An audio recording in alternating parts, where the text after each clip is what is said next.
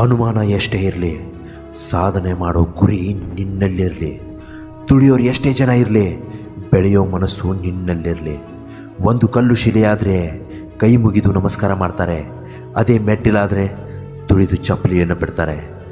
ನಿನ್ನ ಜೀವನ ಕೂಡ ಹಾಗೆ.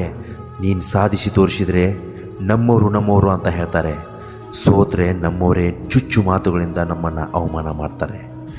ಕೆಲವು ಜನ ಮನುಷ್ಯತೆಯಿಂದ ಬದುಕ್ತಾರೆ, ಇನ್ನು ಕೆಲವು ಜನ ಇನ್ನೊಬ್ಬರ ಮನಸ್ಸನ್ನು ಒಡೆಯುತ್ತಾ ಬದುಕ್ತಾರೆ.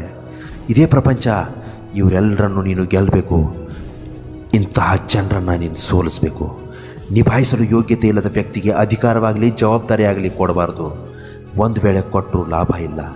ಯಾಕಂದರೆ ಬಂಗಾರವೇ ದೊಡ್ಡದು ಅಂತ ತಿಳಿದ ಮೂರ್ಖರಿಗೆ ವಜ್ರದ ಬೆಲೆ ಗೊತ್ತಿರೋದಿಲ್ಲ, ಗೊತ್ತಾಗೋದು ಇಲ್ಲ.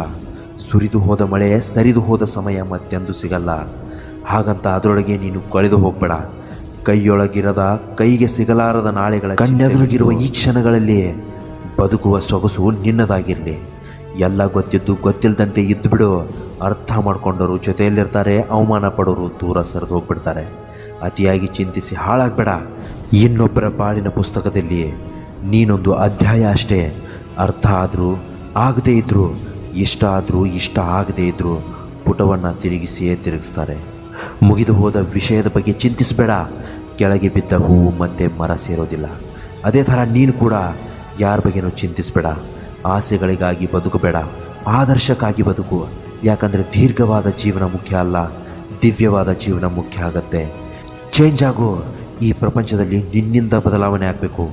ನಿನಗೆ ಅವಮಾನ ಮಾಡಿದ್ರ ಜೊತೆ ಜಗಳ ಮಾಡೋ ಬದಲು ಅವರ ಕಣ್ಣೆದುರೇ ಬೆಳೆದು ತೋರಿಸೋದೆ ನೀನವ್ರಿಗೆ ನೀಡೋ ಉತ್ತರ ಆಗಬೇಕು. ನೀನು ಇನ್ನೊಬ್ಬರ ಜೀವನದ ಬಗ್ಗೆ ಸುಮ್ಮನೆ ಇಲ್ಲ ಸಲ್ಲದ ಕಥೆಗಳನ್ನು ಕಟ್ಟಬೇಡ. ಯಾಕಂದರೆ ನಿನ್ನ ಜೀವನದ ಬಗ್ಗೆ ಬೇರೆಯವರು ಕಾದಂಬರಿಯೇ ಬರೀಬಹುದು. ಅರ್ಥವಿಲ್ಲದ ಮಾತಿಗೆ ಎಷ್ಟು ಸಮಯ ನೀಡಿದರೂ ವ್ಯರ್ಥ. ಹಾಗೆಯೇ ಜೀವನದಲ್ಲಿ ಅರ್ಥ ಮಾಡಿಕೊಳ್ಳುವವರ ಜೊತೆ ಸಮಯ ಕಳೆದರೆ ನಿನ್ನ ಬದುಕೇ ವ್ಯರ್ಥ. ನಿನ್ನ ಮುಂದೆ ಮಾತನಾಡೋ ಧೈರ್ಯ ಇಲ್ಲದೆ ಇರೋ ನಾಯಿ ನರಿಗಳಂತಹ ಜನರು ಅವರ ಯೋಗ್ಯತೆಗೆ ತಕ್ಕ ಹಾಗೆ ನಿನ್ನ ಬೆಂದ ಹಿಂದೆ ಮಾತಾಡ್ತಾರೆ. ಅಂಥವರಿಗೆ ಮಾತಾಡೋದಕ್ಕೆ ಒಂದು ಒಳ್ಳೆಯ ಟಾಪಿಕನ್ನು ಕೊಡು.